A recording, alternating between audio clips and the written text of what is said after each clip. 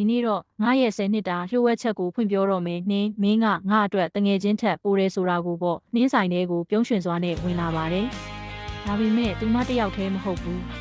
သူမရဲ့လက်ကိုနောက်ကမျိုးသားတယောက်မင်းထက်ဆိုးကတွဲထားတယ်စီသူစောင့်နေရတာကြပြီလားမိတ်ဆက်ပေးရအောင်မယ်ဒါကကိုမင်းထက်ဆိုးတဲ့ငါရဲ့ချစ်သူပေါ့စီသူလက်ထဲကလက်စွပ်ဘူးလေးဟာစပွဲအောက်မှာတုံရင်သွားပြီးအိတ်ကက်ထဲကိုအမြန်ပြန်ထည့်လိုက်ရတယ်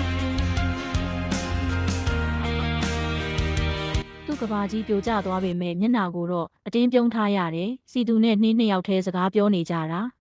မင်းထက်ဆိုးကတော့ဖုန်းပြောဖို့ခဏလဲထွက်သွားတယ်နှင်းကစီသူငါတကယ်ပြောတယ်သိလားမင်းထက်ဆိုးကငါ့အပေါ်တိတ်ကောင်းတာပဲသူနဲ့ဆုံပေးခဲ့တဲ့ကံကြမ္မာကိုငါသိကျေးဇူးတင်တယ်စီသူကအင်းမင်းပြောရင်ငါလည်းဝမ်းသာပါတယ်နှင်းသူကမင်းကိုတကယ်ချစ်တာလားဟင်နှင်းကအင်းသူကငါဘဝရဲ့အရာရာပဲ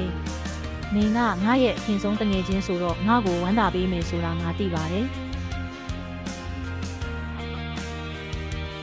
စီသူကနှင်းကိုငေးကြည့်ရင်လေတံတိုးတိုးလေးနဲ့ရေရွတ်တယ်စီသူကငါကလည်း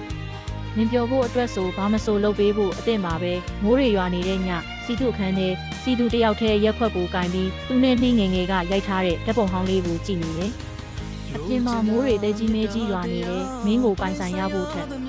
မင်းနားမှာရှိနေရဖို့ကငါအတွက်ကိုရေးကြည့်ပါတယ်နှင်း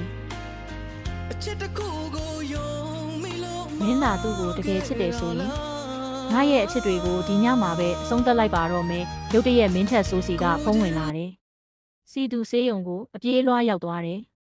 ဆေးရုံခန်းထဲမှာနှင်းကသတိလစ်နေပြီးမင်းထက်ဆိုးကမျက်နှာမကောင်းဘူးစီသူကမင်းထက်ဆိုးနှင်းပါဖြစ်တာလဲဘာလို့ဆေးရုံရောက်နေတာလဲမင်းထက်ဆိုးကငိုတံပါကြီးနဲ့စီသူငါဘာလို့ရမလဲမသိတော့ဘူးနှင်းရဲ့နှလုံးရောဂါကအခြေအနေတိတ်မကောင်းတော့ဘူးတဲ့ဆရာဝန်ကြီးကပြောတယ်အခုချက်ချင်းခွဲစိတ်ဖို့နှလုံးအလှူရှင်လိုအပ်နေပြီးစီသူနှင်သက်သွားတယ်သူနှင်းရဲ့ဖြူဖြော့နေတဲ့လက်ကလေးကိုကင်လိုက်တယ်ပြီးတော့မင်းထက်ဆိုးဘက်ကိုလှည့်ကြည့်ပြီးခိုင်မာတဲ့အကြီးနဲ့ပြောလိုက်တယ်စီသူကနှင်းကိုငါကယ်ပါမယ်မင်းထက်ဆိုးကမင်းဘလို့ကယ်မှာလဲစီသူကဘာမှပြန်မပြောဘဲအိတ်ကက်ထဲကနှင်းအတွက်ဝယ်ထားတဲ့လက်စွပ်ဘူးလေးကိုထုတ်ပြီးမင်းထက်ဆိုးရဲ့လက်ထဲကိုထည့်ပေးလိုက်စီသူကဒီလက်စွပ်ကိုနှင်းသတိရလာရင်မင်းမဲဆင်ပေးလိုက်ပါပြီးတော့ငါ့ကိုတခုကတိပေးနှင်းကိုငါ့ကိုစားထာဝရပြောအောင်ထားပေးပါနော်စီသူကဆရာဝန်ရှိတဲ့အခန်းထဲကိုပြတ်သားစွာလမ်းလျှောက်ဝင်သွားရင်လိုချင်တာမေတ္တာတရားပိုင်ဆိုင်ရသမျှအမုန်းတွေလား